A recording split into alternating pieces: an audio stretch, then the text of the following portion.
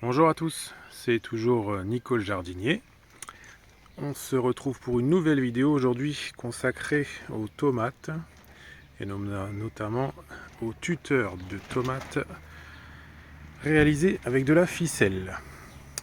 Voilà, donc je vais vous montrer déjà comment j'ai fixé ces ficelles. Alors de la récup, hein, toujours de la récup. Je remercie d'ailleurs ma belle-mère qui m'a fourni de vieilles tringles à rideau. Donc à droite vous avez, vous savez, les vieilles tringles à rideau avec pourvoilage, et de l'autre côté une tringle à rideau en fer fixée de chaque côté. Voilà, tout ça c'est de la récup, c'est du bricolage.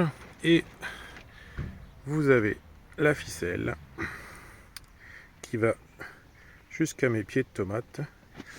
Et donc je vais vous montrer comment je réalise les tuteurs de façon à ne plus avoir à mettre ni de branches ni autre chose pour les maintenir. Je vous avais déjà parlé de l'arrosage au goutte à goutte. Alors comme vous pouvez le voir, je vous avais dit que j'avais encore des gouttes à gouttes achetées sur Amazon, pour ne pas le citer. Bon, je les utilise encore, hein. Maintenant, avec la technique d'arrosage au goutte à goutte par les bouteilles d'eau directement enfouies en terre, je pense que c'est déjà plus efficace et en plus plus économique, plus écologique que de faire venir des choses de si loin. Donc là, vous voyez, ça fonctionne, c'est en route. Le seul inconvénient, on va dire, c'est que ce petit robinet qui est là n'est pas forcément très précis. Vous voyez là, je suis censé arrêter et en fait, ça fait l'inverse, ça goutte de plus en plus. Donc bon, si je serre complètement, je vais bien réussir, voilà, à arrêter. Mais bon, c'est pas extrêmement précis. Ça fait le job quand même. Donc il y en a partout sur toutes mes tomates. Alors, pour accrocher les pieds de tomates grâce à une ficelle. Déjà, très important, laisser du mou. Alors, je vais pas à une main pouvoir l'accrocher, je vous montrerai une fois que c'est fini, mais laissez du mou.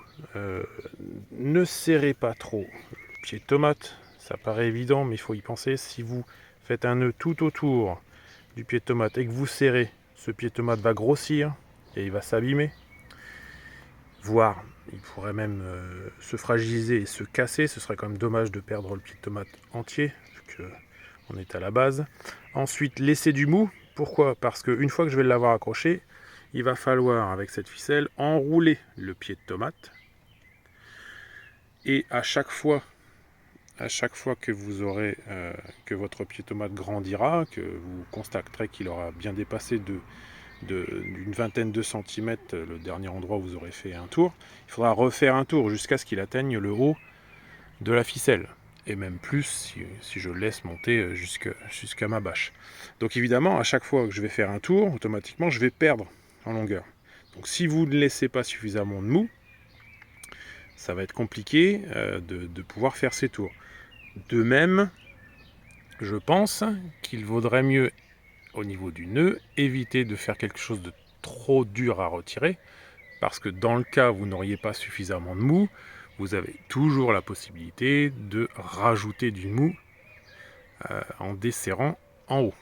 Bon, encore faut-il avoir laissé suffisamment de ficelle, parce qu'après sinon ça veut dire faire plein de nœuds, c'est peut-être pas forcément l'idéal. Voilà. Donc je vais réaliser les nœuds et puis on se retrouve tout de suite après pour vous montrer le résultat. A tout de suite. Voilà, c'est fait. On sent mal. On est quand même sous une serre, il fait bon. Mais bon, c'est fait. Donc je vais vous montrer un petit peu de plus près, vous voyez, le nœud, tout simplement. Et j'enroule. J'enroule. Faut pas hésiter, hein. De toute façon, j'ai laissé suffisamment de mou pour qu'à chaque fois que je ferai un tour, je pourrai enrouler autour du pied. Je vous ai notamment laissé, pour vous montrer, celui-là que je n'ai pas enroulé. Donc je l'ai attaché.